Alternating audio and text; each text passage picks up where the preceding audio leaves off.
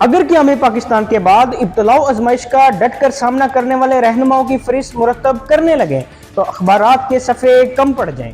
جس دت سے کوئی مقتل میں گیا وہ شان سلامت رہتی ہے، یہ جان تو آنی جانی ہے، اس جان کی تو کوئی بات نہیں۔ السلام علیکم، میرا نام ہے حسن علی خان اور آپ دیکھ رہے ہیں ایچ اے کے سپیکس۔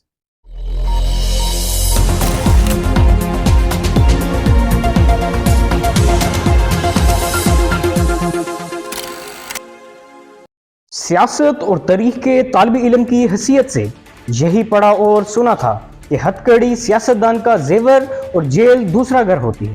برطانوی استعمار کا زمانہ ہو یا پھر قیام پاکستان کے بعد کا دور، سیاسی جدوجہد پر یقین رکھنے والے بے شمار رہنماؤں نے قید و بند کی صعوبتیں برداشت کی۔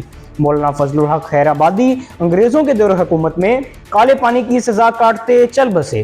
مولانا احمد اللہ شاہ مدراسی کو کلمہ حق بلند کرنے کی پاداش میں سور کی کھال میں پرو کر نظر آتش کر دیا گیا۔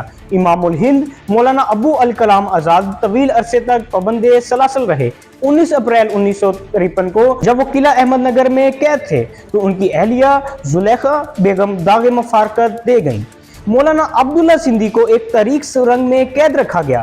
شیخ الہند مولانا محمود الحسن مالٹا میں اسیر رہے۔ مولانا حسرت موہانی زندگی بھر جیل میں چکی پیستے رہے۔ 27 برس جیل کاٹنے والے نیلسن منڈیلا جو مزاحمت کا استعمارہ سمجھے جاتے ہیں، کہا کرتے تھے کہ انہوں نے حریت پسندی کا سبق باچا خان سے سیکھا۔ فلسفہ عدم تشدد کے بانی باچا خان کو پہلی بار انگریز سرکار نے اپریل 1919 میں گرفتار کیا۔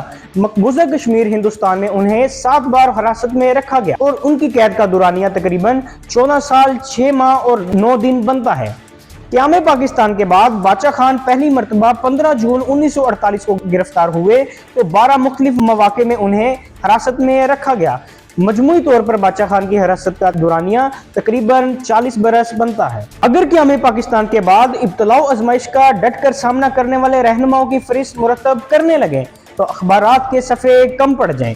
ایوب خان کے مارشل لا کے دور میں سابق وزیر اعظم حسین شہید سہروردی کو نہ صرف ایبڈو ایکٹ کے تحت نااہل قرار دیا گیا بلکہ 19 جنوری 1961 کو غداری کے الزام میں گرفتار کر کے قید تنہائی میں ڈال دیا گیا۔ 7 ماہ بعد عوامی دباؤ پر سہروردی کو رہا کیا گیا تو دل کا دورہ پڑنے کے بعد علاج کے لیے بیرون ملک چلے گئے۔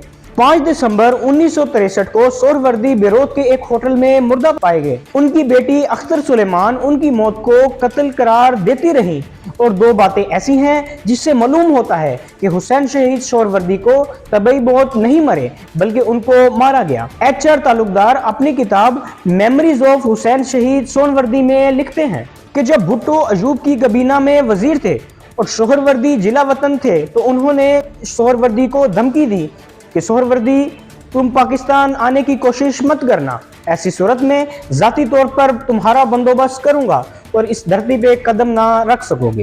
اس کے علاوہ CIA نے بھی سہروردی کے اہل خانہ کو متبنہ کیا کہ وہ اپنے والد کو کہیں کہ وہ اپنا خیال رکھیں۔ اس وارننگ کے 3 دن بعد حسین شہید سہروردی کمرے میں مردہ پائے گئے۔ ذوالفقار علی بھٹو ایوب خان کے سایہ عاطفت سے نکلے تو عوام کی امیدوں کا مرکز بن گئے۔ ضیاء الحق نے اقتدار پر قبضہ کر لیا تو سابق وزیر اعظم کو گرفتار کر کے طویل عرصہ تک جیل میں رکھا گیا۔ اسیری کے دوران انہوں نے اپنی مشہور زمانہ کتاب صفحہ کرتاس پر منتقل کی جس کا نام تھا اگر مجھے قتل کر دیا گیا، اور پھر ذوالفقار علی بھٹو کو پھانسی دے دی گئی۔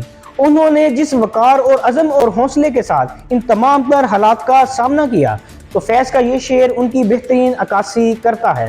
جس دت سے کوئی مقتل میں گیا وہ شان سلامت رہتی ہے، یہ جان تو آنی جانی ہے، اس جان کی تو کوئی بات نہیں۔ بھٹو کی موت کے بعد ان کی بیٹی بے نظیر اور اہلیہ نصرت بھٹو نے استقامت کا بے مثال مظاہرہ کیا۔ آصف علی زرداری نے بھی ذوالفقار علی بھٹو کا داماد ہونے کا حق ادا کیا اور 11 سال تک کوئی گیلہ شکوہ کیے بغیر جیل کی سلاخوں کے پیچھے ڈٹ کر کھڑے رہے۔ یہی وجہ ہے کہ انہیں مجید نظامی نے مرد حر کا خطاب دیا۔ جنرل پرویز مشرف کے دور حکومت میں نواز شریف اٹک قلعہ میں قید رہے۔ جاوید ہاشمی، یوسف رضا گیلانی طویل عرصہ پابند سلاسل رہے۔ جب پروجیکٹ عمران کا آغاز ہوا تو کئی سیاستدان جبر کا سامنا کرنا پڑا۔ میاں محمد نواز شریف اور ان کی بیٹی مریم نواز شریف کے ساتھ اڈیالہ جیل میں قید رہی۔ اسی دوران ان کی اہلیہ کلثوم نواز کا انتقال ہو گیا۔ चौधरी निसार अली खान के खिलाफ इलेक्शन लड़ने वाले इंजीनियर राजा कमरुज़्ज़मान को नैब ने गिरफ्तार कर लिया तो उनके कमसिन बेटे ने इंतखाबी मुहिम चलाई।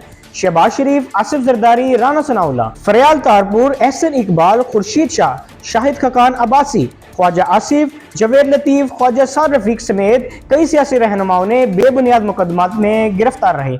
जंग और जियो न्यूज के बानी मीर शकीर रहमान को 8 माह तक गैर कानूनी हिरासत में रखा गया। रुकने कौमी असम्बली अली वजीर तवील अरसे तक इंतहाई नामसाद हालात में कैद रहे। ताहम असर हाजिर के टीपू सुल्तान को जमान पार्क में मशहूर देखकर ख्याल आता है कि शायद अब सियासत के अंदाज़ो एतबार बदल गए हैं, बहादुरी के मफहूम और बुज़दिली के मानी बदल गए हैं, कानून की हुक्मरानी का मतलब तब्दील हो गया है। अब सीना तान कर गिरफ्तार देना और जेल जाना काबिल फ़ख्र नहीं रहा, बल्कि कानून नाफिज करने वाले अदारों के एहलकारों को जत्थों की ताकत से पस्तबा कर देने को कारनामा समझा जाता है। वो ज़माना गुजर गया कि जब लीडर पहली सफ में खुद आगे चलकर क़यादत किया करते थे, अब तो पिछली सफ़ों में छुपकर जांबाजों के हिसार में रहते हैं। सियासी मुखालफिन को इरादों को नाकाम बनाना ही बेहतरीन हिकमत अमली समझा जाता है।